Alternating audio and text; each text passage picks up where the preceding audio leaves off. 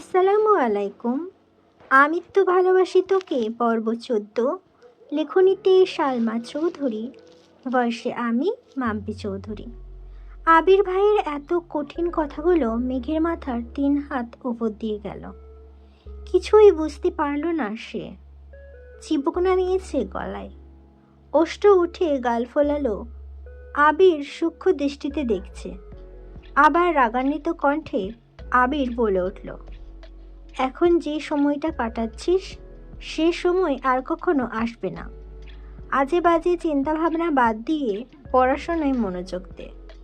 মেঘ এবার বুক ফুলিয়ে শ্বাস নিল। ধীর কণ্ঠে ডাকল, আবির ভাই। সহসা আবিরের তীব্র রাগ বিলীন হয়ে গেছে। ভ্রু কুঁচকে শান্ত চোখে তাকালো অষ্টাদশীর দিকে। অতঃপর মৃদুগামী কণ্ঠে শুধু বলল, এই হুঁতে যেন এক আকাশসম ভালোবাসা, আবেগ, অনুভূতি মিশে আছে। মেঘ অতকৃতি তাকালো আবির ভাইয়ের অভিমুখে। এই মোহঘোর মেশানো শোনার জন্য মেঘের আমৃত্যু আবির ভাইকে ডাকতে ইচ্ছে হচ্ছে। মেঘ সারা জীবন আবির ভাইয়ের কানের কাছে ঘ্যান ঘ্যান করবে। আবির ভাই প্রত্যুত্তরে শুধু বললেই হবে। এসব ভেবেই অষ্টাদশীর ঠোঁটের কোণে হাসি ফুটে উঠেছে। আবির পুনরায় গম্ভীর কণ্ঠে বলল, কিছু বলবি? আবির ভাইয়ের কণ্ঠে মেঘের অনিন্দিত কল্পনাদের অবসান হলো। ১ সেকেন্ডেই গায়েব হলো ঠোঁটের কোণের হাসি। চিবুক নামালো আবির ভাইয়ের মুখের থেকে। ওষ্ঠপুট নেড়ে নম্রভাবে বলল, আবির ভাই, আপনি একটু তাড়াতাড়ি বাসায় আসবেন প্লিজ। অকস্মাৎ কথাটা বলে ফেলল মেঘ, কিন্তু এরপরে শুরু হলো কাঁপাকাঁপি, বুকের ধুকপুকানি বেড়ে যাচ্ছে। আল্লাহ জানেন আবির ভাই থাপ্পড়ি দেন কি না। সহসা ২ হাত নিজের দুগালে রাখল মেঘ।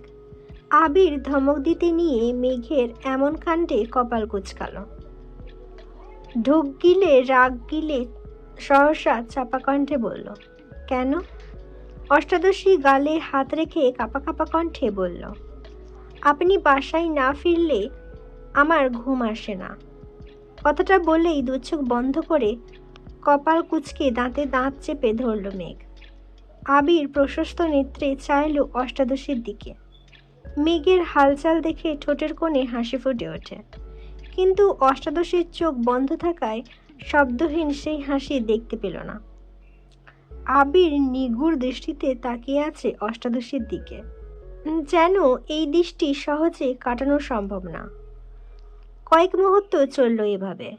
কিছুক্ষণ পর আবিরের ফোনে কল আসায় মনোযোগ নষ্ট হলো। পকেট থেকে ফোন বের করলো। অফিসের কল। তৎক্ষণাৎ রিসিভ করলো। ৩০ সেকেন্ড হবে হয়তো, কথা বলে রেখে দিল। এতক্ষণে মেঘ অনেকটাই স্বাভাবিক হয়ে গেছে, কিন্তু গাল থেকে হাত নামায়নি এখনো। আবির কল কেটে পুনরায় শক্ত কণ্ঠে বলল, আমার তাড়াতাড়ি অফিসে যেতে হবে। আমার খাওয়া শেষ হওয়ার আগে তোকে যেন খাবার টেবিলে দেখি। এই বলে করিডোরের দিকে পা বাড়ালো আবির। মেঘ পেছন থেকে কোমল কণ্ঠে আবার ডেকে উঠল, আবির ভাই। আবির সহসা উত্তর দিল, এই হুঁটা ছোট্ট মেঘের বুকে বারবার যেন ধাক্কা লাগছে। কোমল কণ্ঠে বলল, বললেন না তো তাড়াতাড়ি আসবেন কিনা। আবির ঘাড় ঘুরিয়ে তাকালো। মেঘ সঙ্গে সঙ্গে মাথা নিচু করে ফেলল। আবির কিছুটা গম্ভীর কণ্ঠে বলল, আসতে পারি যদি তুই আমার কথা মানিস। আর কিছু না বলে দ্রুত পায়ে নেমে গেল নিচে। আবির ভাই এত সহজে মেনে নিয়েছে ভেবেই মেঘ খুশিতে আত্মহারা হয়ে যাচ্ছে। দ্রুত ফ্রেশ হয়ে চুলগুলো ঠিকঠাক করে হুটুপুটি করে নিচে নামতে লাগলো। হাসি মুখে এসে বসলো আবির ভাইয়ের বিপরীতে। একবার দেখলো আবির ভাইকে, প্লেটের দিকেও তাকালো, কিন্তু ততক্ষণে আবির ভাইয়ের খাওয়া শেষের দিকে। মেঘ খাওয়া শুরু করতে করতে আবির ভাই খাওয়া শেষ করে উঠে ফ্রেশ হয়ে অফিসের উদ্দেশ্যে চলে যাচ্ছে। মেঘ এক মুহূর্ত তাকিয়ে রইল আবির ভাইয়ের দিকে, তারপর স্বাভাবিক হয়ে খেতে শুরু করলো। আবির ভাইয়ের এত কথার মধ্যে তাই যেন বারবার কানে বাজছে মেঘের। সবগুলো কথা আর মনে পড়ছে। খাওয়া শেষ করে রুমে গিয়ে শুয়ে শুয়ে আবির ভাইয়ের কথা ভাবছে। মেঘ মনে মনে নিজেকে প্রশ্ন করছে, সেই প্রশ্নের উত্তর নিজেই দিচ্ছে। অবশেষে সব প্রশ্নের একটাই উত্তর পেল। আবির ভাই চান আমি ভালোভাবে পড়াশোনা করি, তার মানে এতেই আবির ভাই খুশি হবেন। আজ থেকে আমি সিরিয়াসলি পড়াশোনা করব। তারপর দেখব আবির ভাই আমার সাথে ভালোভাবে কথা বলে কিনা। কিছুক্ষণ শুয়ে থেকে সব ভেবে সহসা উঠে পড়তে বসলো। মেঘ সবসময় জোরে পড়ে। মেঘ পড়লে করিডোর থেকে তো শোনা যায়ই, পাশাপাশি তানভীর বা আবিরের রুম থেকেও মোটামুটি শোনা যায়। গোসল, নামাজ, কোচিং, টিউশন সবকিছু সময় মতো করছে। মেঘ যেন আবির ভাই আর রাগ দেখাতে না পারে। কী সব ধ্বংসের কথা বলল, এসব কথা, কঠিন কথা যেন আর না শুনতে হয়। আবির ভাই যেন সর্বদা কোমল ভালোবাসা মিশ্রিত কণ্ঠে বলে, আর কিছুই বলতে হবে না। এদিকে মনোনয়নের ফলাফল ঘোষণা করা হয়েছে। তানভীরতে এমপি দলীয় প্রতীকে মনোনীত হয়েছেন। পার্টি অফিস থেকে শুরু করে এমপির বাড়ি পর্যন্ত হইচই শুরু হয়েছে। নিষেধাজ্ঞা অমান্য করে সব গণহারে মিছিল দিচ্ছে। প্রথমবারের মতো মনোনীত হয়েছেন এমপি। তানভীর সহ সভাপতি, সাধারণ সম্পাদক, সাধারণ সদস্যরা মিষ্টি খাওয়াচ্ছেন সবাইকে। এক পর্যায়ে এমপির বাড়িতে গেল তানভীর সহ আরও 4জন। এমপির মেয়ে হাসি মুখে তানভীরের সামনে এসে দাঁড়ালো। বাবা মনোনয়ন পেয়েছে, এতে মেয়ের খুশির সীমা নেই। কিন্তু তানভীর মেয়েকে দেখে কিছুটা ঘাবড়ে গেছে। আবির ভাইয়া গত রাতে বুঝিয়ে গেল, তারপরও যদি মেয়ে পাগলামি করে আর সেটা এমপির নজরে পড়লে তানভীর শেষ। তানভীর কিছুটা ভীত গলায় বলল, কিছু বলবেন? এমপির মেয়ে হাসি মুখে উত্তর দিল, হ্যাঁ ভাইয়া। তানভীর কপাল কুঁচকে বলল, কি? এমপির মেয়ে হাসি থামিয়ে কিছুটা গম্ভীর কণ্ঠে বলল, আই এম সরি ভাইয়া, আমি আপনাকে এই কিছুদিন অনেক জ্বালিয়েছি। আপনি এতবার বলেছেন আবির ভাইয়ের গার্লফ্রেন্ড আছে, কিন্তু আমি বিশ্বাস করিনি। গতকাল আবির ভাইয়াও বলে গেছেন ওনার জীবনে অন্য কেউ আছে। এই জন্য আমি সিদ্ধান্ত নিয়েছি আর কোনোদিন ওনার কথা জিজ্ঞেস করব না আপনাকেও আর বিরক্ত করব না কখনো। আপনি অনেক ভালো। আমি চাই আপনি আব্বুর জন্য সর্বোচ্চ চেষ্টা করুন, যাতে আব্বু এমপি হতে পারেন।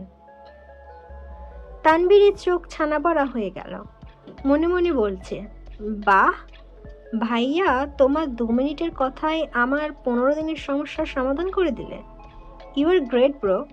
হাসি মুখে বলল, তুমি যে বুঝতে পেরেছ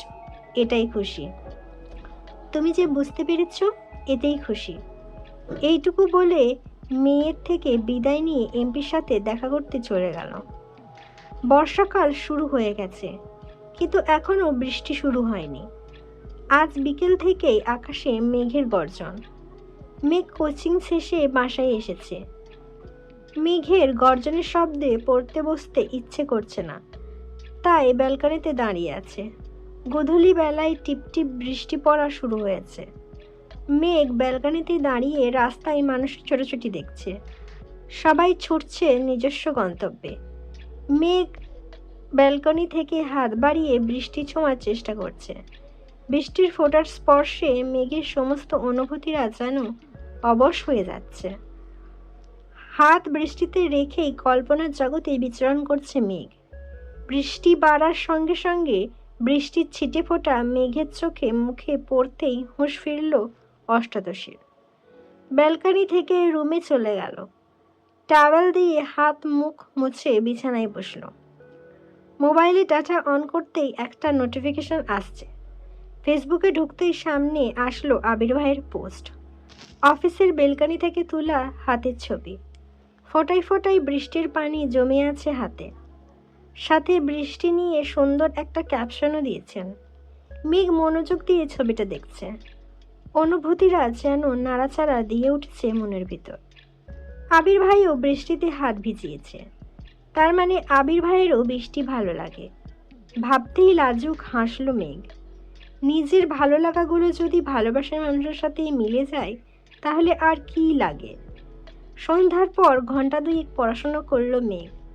বৃষ্টি বেশি থাকার কারণে জান্নাত আপু আসবেন না বলেছেন। বাড়ির কর্তারা বাড়ি ফিরে এসেছেন সেই বৃষ্টি শুরুর দিকে। গাড়িতে চলাচল করায় বৃষ্টি ছুতেই পারেননি ওনাদের। তানভীরও হই হল্লার করে বাড়ি ফিরেছে ঘণ্টাখানেক আগে। আকলিমা খান ডাকছেন সবাইকে খাবার খাবার জন্য। মেঘ নেমে একবার দেখলো ডাইনিং টেবিলের দিকে। আবির ভাই এখনো ফেরেননি, বাকি সবাই আছেন। মেঘ পা বাড়ালো টেবিলের দিকে, তখনই কাক ভেজা হয়ে ফিরেছে আবির। মাথা থেকে পা পর্যন্ত ভিজে একাকার অবস্থা। মেঘ চেয়ারের হাতল ধরে দাঁড়িয়ে পড়ল। আবিরের এই অবস্থা দেখে মোজাম্মেল খান বলে উঠলেন, কি রে, এই বৃষ্টির মধ্যে আসতে গেলি কেন? বৃষ্টি কমলে আসতে পারতি। আবির চুল ঝাড়তে ঝাড়তে উত্তর দিল, অফিসে বসে থাকতে ইচ্ছে করছিল না। সিঁড়ির দিকে যাচ্ছে মালিহা খান ডেকে বললেন, তুই কি এখন খাবি নাকি পরে খাবি বাবা? আবির সিঁড়ি দিয়ে উঠতে উঠতে উত্তর দিল, 5 মিনিটে আসছি আমি। 5 মিনিটের মধ্যে ফ্রেশ হয়ে একটা হালকা গোলাপি রঙের শার্ট হাতার টি শার্ট হাতে কালো ট্রাউজার পরে নিচে নামলো। ততক্ষণে মোজাম্মেল খান, আলী আহমেদ খান চলে গেছেন। তানভীরের খাওয়াও শেষের দিকে। আবির চেয়ার টেনে বসতে নিলে মেঘের নজর পড়ে আবির ভাইয়ের দিকে। এই প্রথমবার আবির ভাই শার্ট হাতার টি শার্ট পরেছে, শর্ট হাতার টি শার্ট পরেছে, তাও আবার সাদা কালো রং বাদে। মেঘ শব্দহীন হেসে উঠল। দৃষ্টি আবির ভাইয়েতে নিবদ্ধ। আবির বসে বলল, congratulation Tanvir, go ahead, best of luck. মেঘের দৃষ্টি এবার তানভীর ভাইয়ের দিকে যায়। তানভীর ভাইয়া খুশিতে গদগদ হয়ে উত্তর দিল, থ্যাংক ইউ সো মাচ ভাইয়া। আবির এবার কিছুটা চিন্তিত স্বরে বলল, ওই বিষয়টা কি সমাধান হয়েছে? এবারও তানভীর হাসি মুখে জবাব দিল, জি ভাইয়া, আমার কাছেও মাফ চেয়েছে। মেঘ মনোযোগ দিয়ে দুই ভাইয়ের কথোপকথন শুনছিল। সহসা উত্তেজিত কণ্ঠে বলে উঠল, কি হয়েছে? আবির মেঘের দিকে তাকিয়ে উত্তর দিল, তানভীরদের নেতা দলীয় মনোনয়ন পেয়েছে। মেঘ এবার খুশি মনে ভাইকে অভিনন্দন জানায়, সাথে মিম আর আদিও অভিনন্দন জানায়। মিম মজার ছলেই বলে উঠল, ভাইয়া আমাদের ট্রিট দেবা না? তানভীর বলল, কি ট্রিট চাস বল? মেঘ তৎক্ষণাৎ উত্তর দিল, এখন ট্রিট লাগবে না, জিতলে পরে বড় করে ট্রিট খাবো। তানভীর বলল, ঠিক আছে, আজকে তাহলে আমার পক্ষ থেকে তোদের নুডলস ট্রিট দেব, রাত 10টায়। মিম বলে উঠল, তুমি রান্না করবে ভাইয়া? তানভীর দাঁত বের করে হাসলো আর বলল, হ্যাঁ, আমিই রান্না করব, সাথে ভাইয়া থাকবে। আবির অকস্মাৎ কপাল কুঁচকে ঠাট্টার স্বরে জবাব দিল, ইস, তুই ট্রিট দিবি, আমি কেন হেল্প করব? আনন্দ যেমন তুই করে আসছিস, এখন কষ্টটাও তোকেই করতে হবে। তানভীর ভ্রু গুটিয়ে এক পলক তাকালো ভাইয়ের দিকে, তারপর বলল, ঠিক আছে ঠিক আছে, আমিই করব। তোমাদের আমার রুমে দাওয়াত রাত 10টায়। মেঘ, মিম আর আদি একসাথে বলে উঠল, ইয়াহু।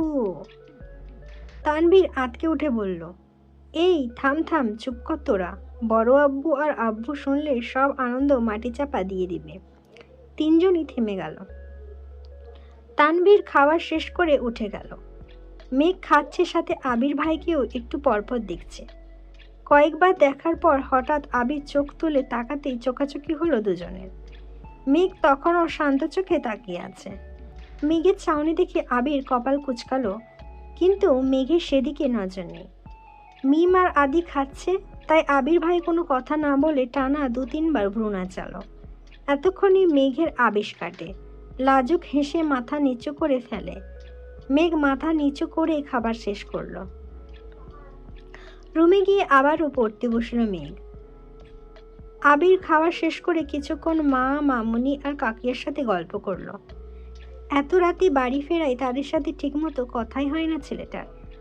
গল্প শেষে নিজের রুমে যাওয়ার পথে কানে ভেসে আসে মেঘের পড়ার শব্দ। মুচকি হেসে রুমে চলে গেল। রাত 10টার পর তানভীরের রুমের সামনে হাজির হলো মেঘ। বিছানার ওপর বসে আছে মিম আর আদি। তানভীর খাবার পরিবেশন করছে। মেঘ ঢুকতে নিলেই তানভীর বলে ওঠে, বনু, বসার আগে ভাইয়াকে একটু ডেকে আসবি প্লিজ।